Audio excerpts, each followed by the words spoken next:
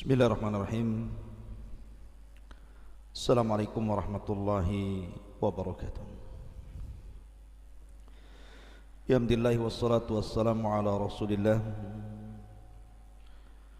wa ala alihi wa sahbihi wa mawalah wa la hawla wa la quwata illa billahi wa ba'du.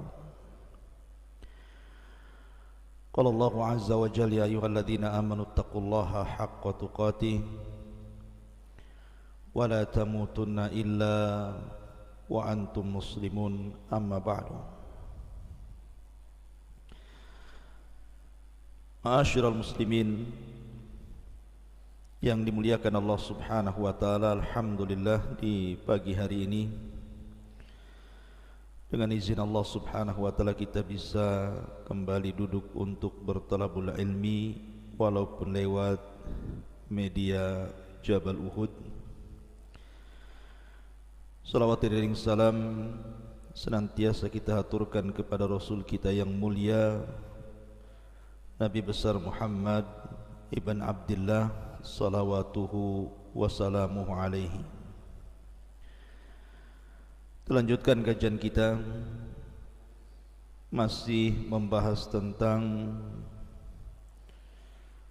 seputar kalimat Jibril alaihi salatu wassalam ketika Nabi sallallahu alaihi wasallam di Gua Hira, kalimat Iqra.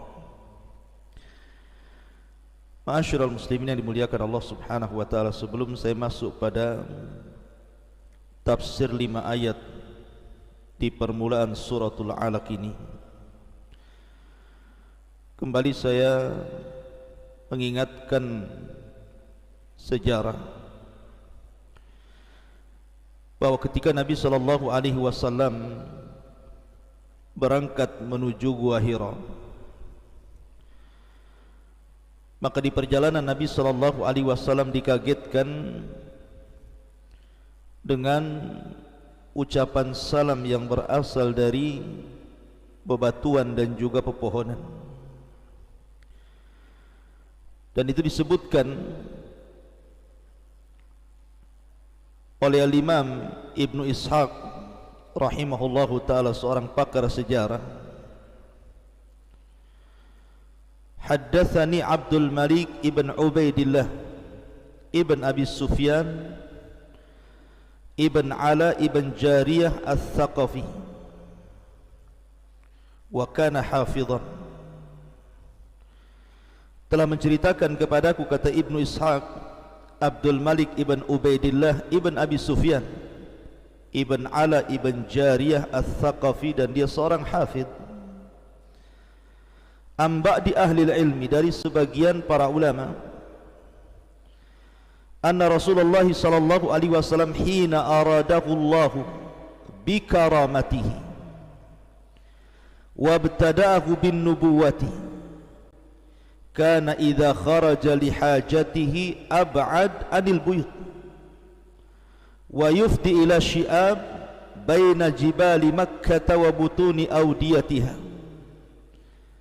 fala yamurru Rasulullah sallallahu alaihi wasallam bi hajarin wala syajarin illa qala assalamu alayka ya Rasulullah.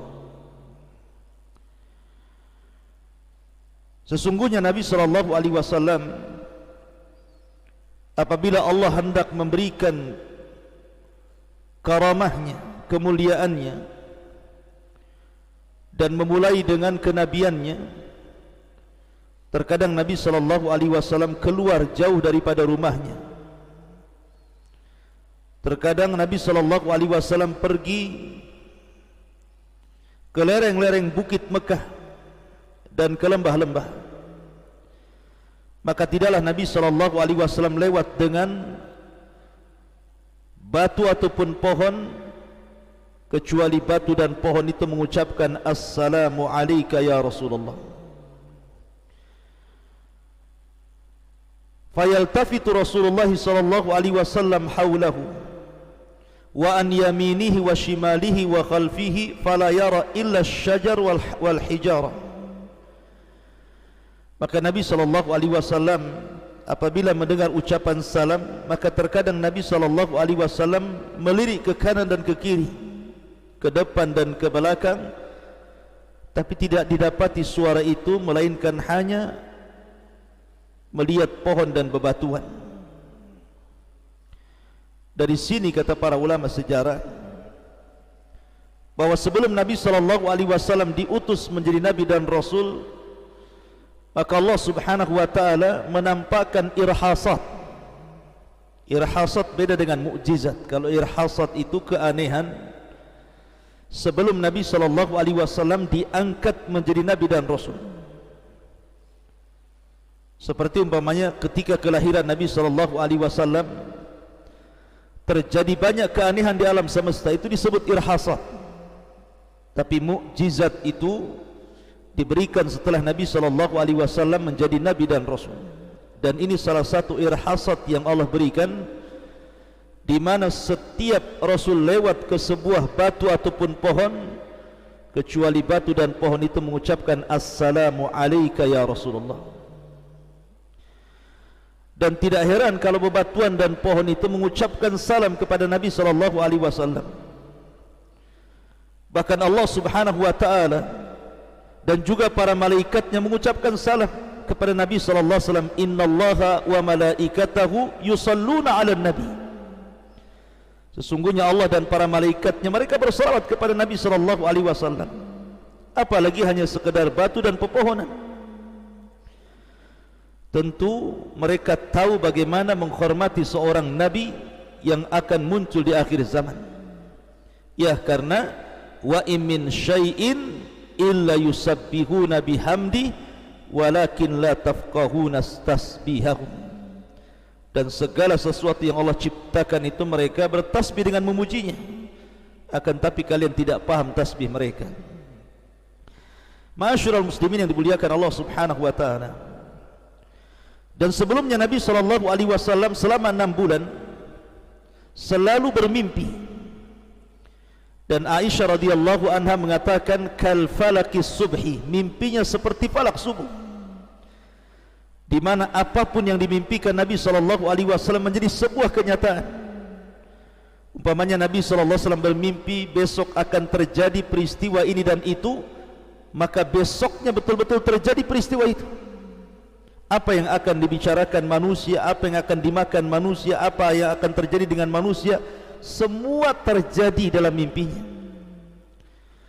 Dan begitulah para nabi, terkadang apabila hendak diangkat menjadi nabi dan rasul, maka mereka akan dimulai dengan mimpi.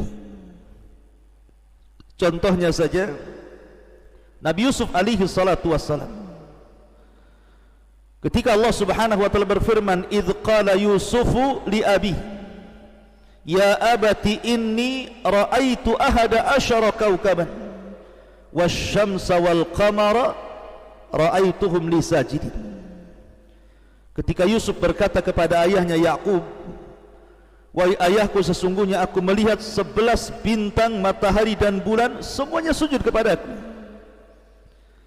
Jadi Yusuf alaihi salatu wassalam sebelum diangkat menjadi nabi, dia sudah bermimpi duluan. Bahkan ketika dalam penjara, ketika dihadapkan 2 tawanan, Allah mengatakan qala la ya'tikuma ta'amun turzaqanihi illa nabba'tukuma bita'wilihi qabla an ya'tikuma dhalikuma mimma 'allamani rabbi inni taraktu millata qaumi la yu'minuna billahi wa hum bil akhirati hum kafirun. Dan Yusuf berkata, makanan apapun yang akan diberikan kepadamu berdua aku telah tahu dan bisa menerangkan takwilnya. Kenapa? Kata para ulama tafsir, karena Nabi Yusuf bermimpi sebelumnya. Jadi Nabi Yusuf bermimpi sebelumnya tentang 2 tawanan ini. Makanya dia mengatakan, makanan apapun yang akan diberikan kepada kalian berdua aku sudah tahu dan bisa menerangkan takwilnya sebelum makanan itu sampai kepadamu. Dan begitulah para nabi, terkadang diangkat menjadi nabi dan rasul dimulai dengan mimpi. Seperti Nabi SAW 6 bulan lamanya bermimpi, dan setiap mimpi kemudian menjadi sebuah kenyataan. Termasuk juga dalam mimpi itu beliau akan berjumpa dengan malaikat Jibril dalam bentuk manusia, akan memeluknya dan begitu seterusnya. Jadi Nabi SAW hanya mengikuti alur mimpinya sehingga sampailah Nabi SAW di Gua Hira. Disitulah Jibril turun, kemudian Jibril alaihi salatu wassalam memeluk Rasul dan mengatakan, Iqra, baca wahai Muhammad. Tapi Nabi SAW mengatakan, ma ana biqari, saya tidak bisa baca.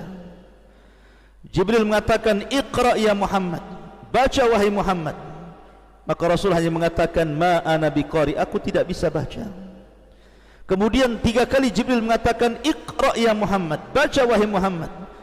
Tetapi Rasul hanya mengatakan, ma ana biqari, saya tidak bisa baca. Ya, karena Rasul itu tidak bisa membaca dan tidak bisa menulis. Rasul itu ummi. Sebab kalau seandainya Nabi SAW bisa membaca atau bisa menulis, nanti wahyu Allah Subhanahu wa taala yang akan turun kepada Rasul akan dipersangkakan manusia bahwa itu bukan dari Allah. Bisa saja Nabi SAW membaca Taurat, membaca Injil, membaca Zabur, kemudian menyadur dari kitab-kitab itu, kemudian membuat Al-Quran.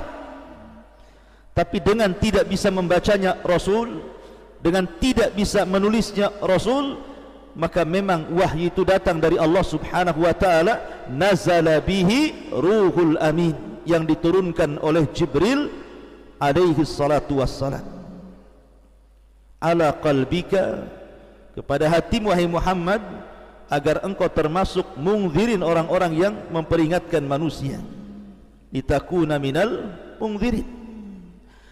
Ma'asyiral muslimin yang dimuliakan Allah Subhanahu wa taala. Lalu apa yang dibaca Jibril? Inilah yang kita akan bahas di pagi hari ini tentang 5 ayat dalam suratul Alaq ini. Maka Jibril mengatakan kepada Rasul sallallahu alaihi wasallam, Iqra bismi rabbikal ladzi khalaq, khalaqal insana min 'alaq, Iqra wa rabbukal akram alladzi 'allama bil qalam, 'allamal insana ma lam ya'lam. Iqra, bacalah, bismi rabbika, dengan nama Rabbmu, alladzi khalaq, yang telah menciptakan. Di sini Allah Subhanahu wa taala memulai 5 ayat pertama dalam surah Al-Alaq ini. Inilah Quran pertama yang turun ke bumi, suratul Alaq. Sebelumnya tidak ada satupun ayat dalam Al-Quran turun kepada Nabi SAW kecuali suratul Alaq ini. Dan Allah menyebut dengan bismi rabbik, menyebut nama Rabb. Artinya Allah Subhanahu wa taala hendak memulakan dengan kalimat yang akan membuka setiap lembaran-lembaran surat di dalam Al-Quran. Karena setiap kita membaca Al-Quran pasti kita dianjurkan membaca Bismillahirrahmanirrahim, dengan menyebut nama Allah. Allah Subhanahu wa taala hendak memulai dengan mengingatkan bahwa pentingnya seseorang menyebut nama Allah Subhanahu wa taala. Dalam kalimat bismi rabbik di sini ada huruf ba. Dalam ilmu nahwu disebut harfu jarrin, huruf jar yang mengkasrahkan kalimat setelahnya.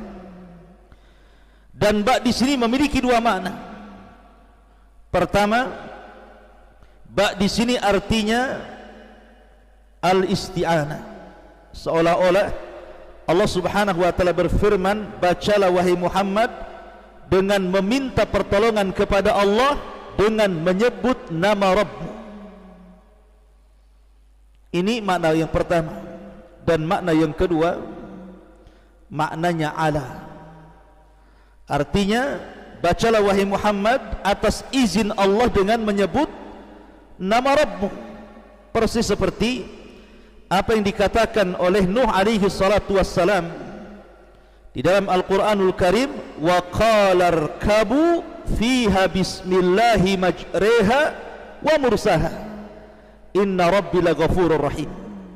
Dan Nuh pun berkata, naiklah kamu sekalian ke dalam perahu tersebut dengan izin Allah Subhanahu wa taala, dengan menyebut nama Allah di waktu berlayar dan di waktu berlabuh. Sesungguhnya Tuhanku benar-benar Maha Pengampun lagi Maha Penyayang. Dan ada juga yang mengatakan bahwa di antara faedah huruf ba adalah litabarruk, supaya kita mendapatkan berkah. Artinya siapapun yang memulai dengan kalimat bismillah, setiap perbuatannya pasti diberkahi. Kalau anda makan, sebelum makan menyebut bismillah, maka makanan itu akan diberkahi Allah. Kalau kita bekerja, sebelum bekerja kita menyebut bismillah, maka pekerjaan itu akan diberkahi Allah Azza wa Jalla. Kalau kita hendak bicara, kemudian sebelum bicara kita menyebut bismillah, maka setiap kata-kata yang kita akan sampaikan itu diberkahi Allah Azza wa Jalla. Itulah pentingnya membaca basmalah. Makanya saya nasihatkan lewat media Jabal Uhud ini, anda yang hari ini akan bekerja dari rumah, entah ke kantor, entah anda bekerja yang ada di jalan-jalan seperti ojek, taksi dan yang lainnya, atau anda seorang nelayan yang hendak berlayar, maka jangan lupa membaca bismillah. Karena minimalnya ada dua perkara, setiap pekerjaan itu ada risiko. Nelayan bisa tenggelam, mungkin ojek taksi bisa ditabrak atau bisa nabrak, mungkin anda di kantor juga sama, mesti ada risiko dalam pekerjaan itu. Tetapi yakinlah apabila anda membaca bismillah sebelum anda bekerja, pertama anda akan mengurangi risiko, karena bismillah, ba dalam bismillah itu adalah isti'anatan lillah. Kita meminta pertolongan kepada Allah Azza wa Jal, di mana kita keluar selamat dan pulang juga selamat. Yang kedua, kita meminta berkah. Kalau seandainya anda bekerja yang tidak punya gaji tetap, umpamanya sehari anda ngojek mungkin mendapatkan 500.000, tiba-tiba mungkin hari ini anda mendapatkan 100.000 atau mungkin 50.000, tetapi dengan membaca basmalah ketika anda pergi, maka jangan boleh jadi yang 50.000 itu lebih berkah dibandingkan yang 500.000. Dan berkah itu mencukupkan walaupun sedikit, dan harta yang tidak berkah itu tidak akan cukup walaupun melimpah. Di sini Allah Subhanahu wa taala mengatakan Iqra bismi rabbik. Perhatikan, Allah mengatakan bismi rabbik. Kenapa Allah tidak mengatakan bismillah? Beda rabbik dengan kalimat bismillah, karena Rabb dengan Allah itu beda. Kalau Allah Subhanahu wa taala disebut bismillah, artinya bicara tentang uluhiyah. Tetapi kalau bismi rabbik artinya bicara tentang rububiyah. Lalu apa bedanya uluhiyah dengan rububiyah?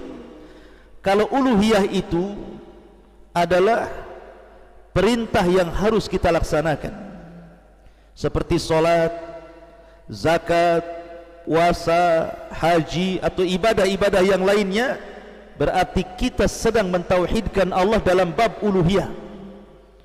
Karena uluhiyah itu artinya ifradullah ta'ala bil ibadah.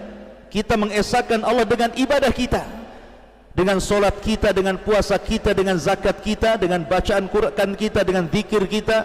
Maka ketika kita beribadah dan hanya mentauhidkan Allah, itu disebut uluhiyah, mengesahkan Allah dalam peribadatan. Tetapi rububiyah berbeda. Rububiyah itu bicara tentang af'alullah, semua perbuatan Allah disebut rububiyah. Makanya Allah Subhanahu wa taala tidak menyebut bismillah, tetapi bismi rabbik. Karena setelahnya Allah mengatakan allazi khalaq, yang telah menciptakan. Dan menciptakan adalah perbuatan Allah. Memberikan rizki perbuatan Allah, menghidupkan, mematikan, membinasakan, semua perbuatan Allah. Jadi rububiyah itu artinya ifradullah ta'ala bi af'alihi, mengesahkan Allah dengan seluruh perbuatannya. Maka kita katakan tidak ada pencipta kecuali Allah, tidak ada penghidup kecuali Allah, tidak ada penghancur kecuali Allah, tidak ada yang memberikan rizki kecuali Allah, dan begitu seterusnya. Dan di sini Allah Subhanahu wa taala menyebut bismi rabbik karena ini ayat pertama yang turun kepada Rasul. Karena belum ada perintah solat masalahnya. Belum ada perintah zakat, belum ada perintah puasa, belum ada perintah apapun, belum ada perintah ibadah. Makanya ayat yang pertama Allah katakan Iqra bismi rabbik, bukan Iqra bismillahi alladzi khalaq. Sebab kalau seandainya bismillahi bukan bismi rabbik, harus ada perintah ibadah. Sementara belum ada ibadah yang diperintahkan Allah kepada Nabi SAW. Kemudian Allah mengatakan khalaqal insana min 'alaq. Dialah yang menciptakan manusia dari segumpal darah. Kalau kita perhatikan dalam hadis tentang asal penciptaan manusia, kita tahu bahwa hadis tentang penciptaan manusia itu dimulai dengan segumpal mani. Awalnya nutfatan, kemudian alaqatan, baru mudghah. Pertama segumpal mani 40 hari, kemudian segumpal darah 40 hari, kemudian segumpal daging 40 hari, maka genap 4 bulan baru ditiupkan roh. Tapi Allah Subhanahu wa taala tidak menyebutkan nutfah di sini. Allah hanya mengatakan khalaqal insana min 'alaq. Allah ciptakan manusia dari segumpal darah. Kenapa Allah Subhanahu wa taala tidak menyebutkan dari segumpal mani dulu, baru segumpal darah, baru segumpal daging, tetapi Allah langsung menyebutnya dengan kalimat alaq, segumpal darah? Karena kata para ulama, Allah tidak menyebutkan kalimat air mani, segumpal mani, tetapi langsung menyebut segumpal darah karena sperma itu bisa membuahi, bisa tidak. Sperma itu bisa membuahi, bisa tidak, bisa jadi manusia, bisa tidak jadi manusia. Berapa banyak orang-orang yang berusaha untuk memiliki keturunan, melakukan hubungan suami istri, tapi juga tidak kunjung punya anak. Makanya kenapa Allah Subhanahu wa taala tidak menyebutkan nutfah tapi menyebutkan alaq? Karena kalau sudah segumpal daging pasti jadi. Sudah jadi manusia, artinya sudah membuahi. Sudah akan jadi manusia, walaupun pamannya kalaupun terjadi keguguran artinya sudah terbentuk. Tinggal menunggu segumpal daging kemudian ditiupkan roh saja. Makanya Allah mengatakan khalaqal insana min 'alaq. Dan kalimat insan menjadi khilaf para ulama. Apakah al-insan alif lam dalam al-insan itu lil istighraq, menunjukkan bahwa semua manusia diciptakan daripada alaq? Maka sebagian para ulama mengatakan ya, semua manusia. Tetapi ada juga yang mengatakan tidak. Al-insan dalam Al-Quran surah Al-Alaq di sini bukan mutlak tapi muqayyad. Contohnya Nabi Adam alaihi salatu wassalam. Nabi Adam tidak tercipta dari segumpal mani, segumpal darah dan segumpal daging. Nabi Adam diciptakan dari tanah, kemudian Allah katakan kun fayakun. Tidak termasuk ayat ini.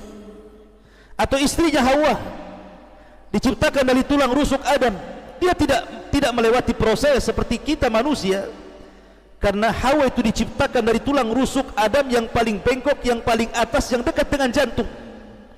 Khuliqatil mar'atu min dila'in, kata Rasul.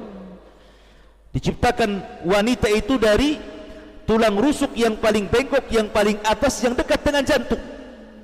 Itulah ciptaan Hawa. Berarti kalimat al-insan tidak mencakup semuanya. Lalu bagaimana dengan Isa bin Maryam?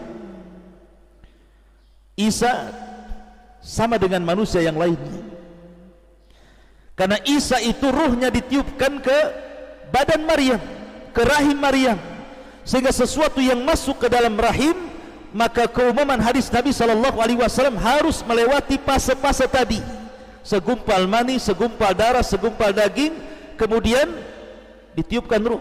Maka Isa juga seperti itu.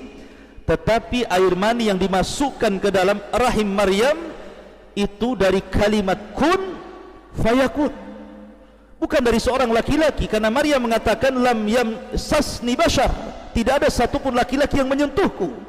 Makanya Allah mengatakan inna mathala Isa kamathali Adam khalaqahu min turab, sesungguhnya Isa sama dengan Adam diciptakan dari tanah, kemudian Allah katakan kun fayakun, jadi maka jadilah. Maka kalimat al-insan dalam khalaqal insana min alaq di sini artinya muqayyad, bukan mutlak.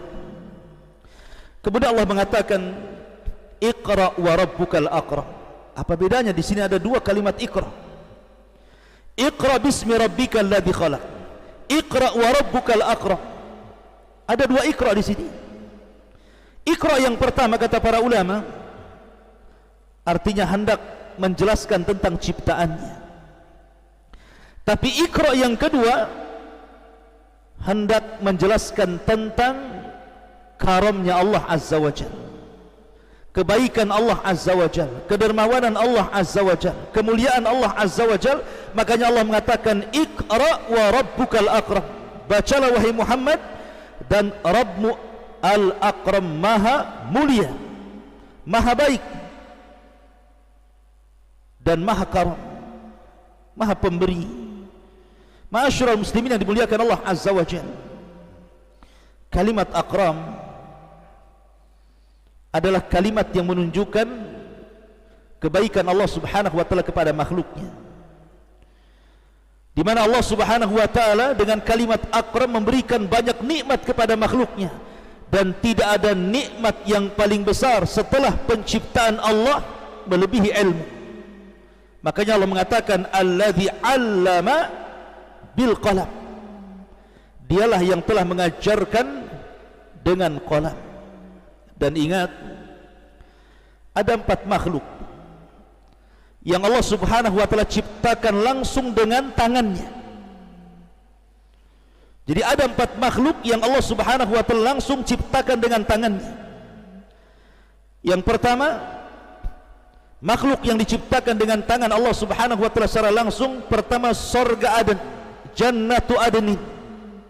Itu diciptakan dengan tangan Allah Azza wa Jalla. Kemudian yang kedua, alwah, papan Taurat yang tertulis Taurat di situ, yang diberikan kepada Nabi Musa alaihi salatu wassalam, di mana papan Taurat itu langsung yang membuat tangan Allah Azza wa Jalla, dan yang menuliskan Taurat juga tangan Allah dalam alwah tersebut. Kemudian yang ketiga, Nabi Adam alaihi salatu wassalam diciptakan dengan tangannya. Makanya Allah Subhanahu wa taala menciptakan Adam dengan tangannya fi ahsani taqwim, dan Nabi SAW mengatakan bahwa Adam itu diciptakan ala suratihi. Dalam riwayat la tuqabbihul wajha, jangan kalian memburuk-burukan wajah manusia, jangan kalian memburuk-burukan wajah manusia. Kenapa? Fa innallaha khalaqa Adam ala suratihi. Karena Allah Subhanahu wa taala menciptakan Adam di atas bentuknya yang paling indah. Makanya Islam melarang, tidak boleh orang itu mencaci maki wajah. Tapi kebanyakan manusia mudah sekali kemudian seseorang itu mencaci maki wajah orang, menghina wajah orang, memukul wajah orang, menempeleng wajah orang. Wajah ini kemuliaan bagi manusia. Karena Allah Subhanahu wa taala yang membentuk wajah Adam alaihi salatu wassalam. Ketika seseorang kemudian mencaci maki wajah, berarti Anda telah mencaci maki penciptanya. Karena bagaimanapun Allah mengatakan laqad khalaqnal insana fi ahsani taqwim, dan sungguh kami telah ciptakan manusia dalam sebaik-baik bentuk.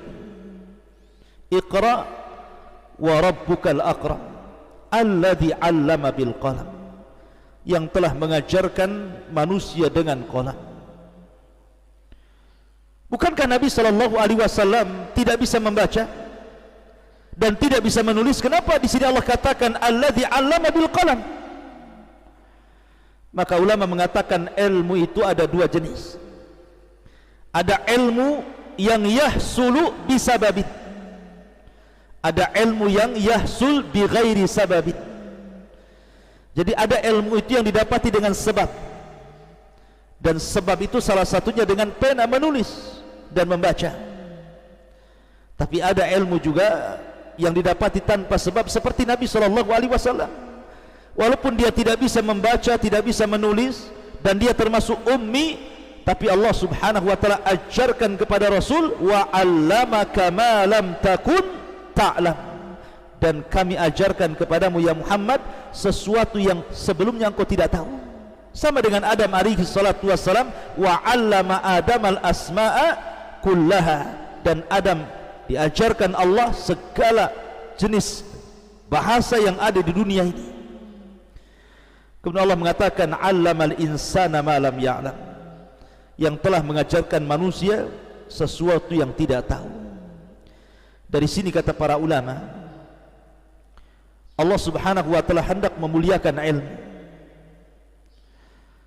Al-Imam Ibnul Qayyim rahimahullahu ta'ala ketika menyebutkan tentang faedah ilmu,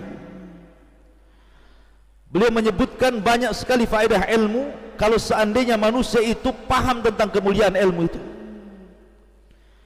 Karena di tengah-tengah masyarakat terkadang kemuliaan itu bila ditinjau dari harta. Ra'aitan nas qad dhahabu ila man indahu dhahabun wa man la indahu dhahabun fannasu anhu dhahabu. Orang Arab mengatakan seperti itu. Manusia akan pergi kepada orang yang memiliki emas, maka orang yang tidak punya emas, manusia akan berpaling darinya. Ra'aitun nas qad malu ala man indahu malun wa ma la indahu malun fannasu anhu qad malu. Orang Arab juga mengatakan manusia akan pergi kepada orang yang punya harta, tetapi orang yang tidak punya harta, manusia akan berpaling darinya. Ra'aitun nas qad infaddu ala man indahu fiddah wa ma la indahu fiddah fannasu anhum faddu. Kata para ulama, manusia akan pergi kepada orang yang memiliki perak, tapi bagi orang yang tidak punya perak, manusia akan berpaling dari perak. Maknanya di sini terkadang kemuliaan itu di tengah manusia kalau dipandang dari segi harta, tetapi sesungguhnya kemuliaan itu ada pada ilmu. Imam Ibnul Qayyim menyebutkan satu, ilmu itu warisan para nabi, sementara harta itu warisan para raja dan orang-orang kaya. Ilmu itu menjaga pemiliknya, sementara pemilik harta harus menjaga hartanya. Ilmu itu bertambah ketika diamalkan dan didakwahkan. Harta itu akan berkurang apabila dibelanjakan. Ilmu itu akan menemani pemiliknya sampai ke dalam kuburan, tapi harta akan berpisah dari pemiliknya apabila mengalami kematian. Harta, ilmu itu bisa menghukumi harta, tetapi harta tidak bisa menghukumi ilmu. Ilmu itu hanya didapat bagi orang-orang yang beriman, tetapi harta itu berserikat antara orang baik, orang fajir, mukmin, kafir, manusia, binatang, semua berserikat di situ. Dan orang alim dibutuhkan para raja, tetapi pemilik harta mereka justru dibutuhkan oleh para fuqara wal masakin, dicari-cari orang fakir dan miskin. Kemudian pemilik harta terkadang menjadi fakir, tapi pemilik ilmu tidak akan fakir selamanya. Pemilik harta menyeru manusia ke dalam dunia, tapi pemilik ilmu menyuruh manusia untuk beribadah Rabbnya dan menuju akhiratnya. Dan terkadang orang kaya mereka menyuruh manusia dengan hartanya ke jalan kesesatan, ke jalan syahwat. Tetapi orang yang berilmu akan berusaha mengajak manusia ke jalan kebenaran dan ke jalan akhirat yang dikekalkan Allah subhanahu wa ta'ala, jannatin tajri min tahtihal anhar. Ma'asyiral muslimin yang dimuliakan Allah azza wa jalla, kenapa pula Adam alaihi salatu wassalam dimuliakan? Di mana malaikat sujud kepada Adam alaihi salatu wassalam?